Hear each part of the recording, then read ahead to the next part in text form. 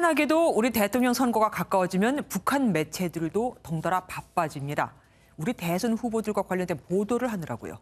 그런데 올해는 과거 대선 때와 조금 다른 모습을 보여 눈길을 끕니다. 세상 돋보기, 오늘은 외교안보팀 임성재 기자와 함께 살펴보도록 하겠습니다.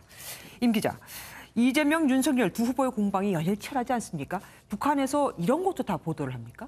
예, 북한 매체는 이번 대선과 관련해서 이재명 더불어민주당 후보와 윤석열 국민의힘 후보의 가족 관련 의혹을 거론하며 비판 메시지를 내놓고 있습니다. 이재명 후보 아들 의혹에 대해선 자기 아버지는 물론 아들도 상습 도박을 했다고 자백했으니 이 3대를 이어 범죄자 집안이 된 것이다. 윤석열 후보에 대해선 아내 김건희 씨 학력 위조 의혹을 꼬집으며 리플리 증후군이 아닌가 할 정도라며 이 양 진영 사이 경론을 소개합니다. 네. 또 두 후보의 비호 감도가 과반을 넘었다거나 범죄 혐의자 선거가 됐다고 전하기도 했습니다. 그런데 올해는 예전 대선 때하고 좀 다르게 보도를 한다고 하던데 뭐가 다른 겁니까? 예, 북한은 전통적으로 진보 진영보다는 보수 정당 후보에 대해서 비판 메시지를 내왔습니다.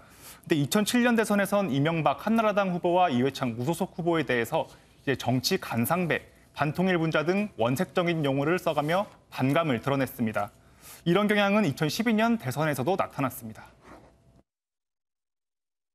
최근 새누리당 후보 박근혜는 대북 정책 공약을 내놓으면서 앞뒤가 맞지 않고 이명박 역도의 대북 정책을 답습하려는 속심을 노골적으로 내비치고 있다.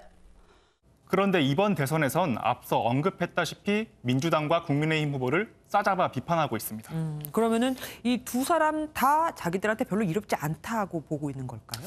아직까진 두 후보의 대북 정책에 특별한 차이가 없다고 해석하는 것 같습니다. 네. 실제로 외신 기자 클럽 토론회에서 이재명 후보는 필요하면 당근과 채찍을 각각 쓸 수도, 두 가지를 동시에 쓸 수도 있다고 밝혔고, 윤석열 후보도 주종 관계로 전락한 남북 관계를 정상화시키겠다며 강조했습니다. 그럼 이런 북한 대남 메시지 아무나 내보낼 수는 없을 것 같고 누가 관리합니까? 일단 북한의 메시지는 통일의 메아리 등 선전 매체나 경중에 따라서 김여정 노동당 부부장의 손을 거쳐서 나오게 됩니다. 예. 대남 총괄인 김여정 노동당 부부장의 손을 거친다고 볼 수 있는데 특등 머저리, 삶은 소대가리 등 과거에 비해 직설적이고 즉각적인 비난을 하는 것이 특징입니다. 지난 9월에 문재인 대통령이 첫 SLBM 시험 발사를 참관한 것에 대해서 4시간 만에 담화를 내고 한 개 국가의 대통령으로서 우몽하게 짝이 없을 것이라고 격렬하게 비난하기도 했습니다. 그리고 마지막으로 북한이 이렇게 선거 때마다 자기 목소리를 내는 건 이유가 뭘까요? 우리에게 영향이 있다고 보는 걸까요? 네, 특이한 게 북한은 선거 기간 내내 이렇게 비판 메시지를 내놓다가 정작 대통령 당선자가 정해지면 비난을 자제하는 경향을 보이는데요. 예. 몇 달간 새 정부의 대북 정책을 살핀 뒤 그 결과가 만족스럽지 못하다면 다시 비난을 재개하는 행동을 되풀이하고 있습니다.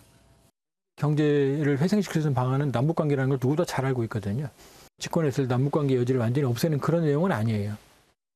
다시 말해 북한의 비난 메시지는 대선이 끝난 뒤 대북 정책을 구상할 때 이 북한의 유리한 방향으로 이끌어가기 위한 이른바 기선 잡기로도 볼 수 있습니다. 그러니까 나만 국민들 들으라는 게 아니라 후보들 들으라 이 얘기였군요.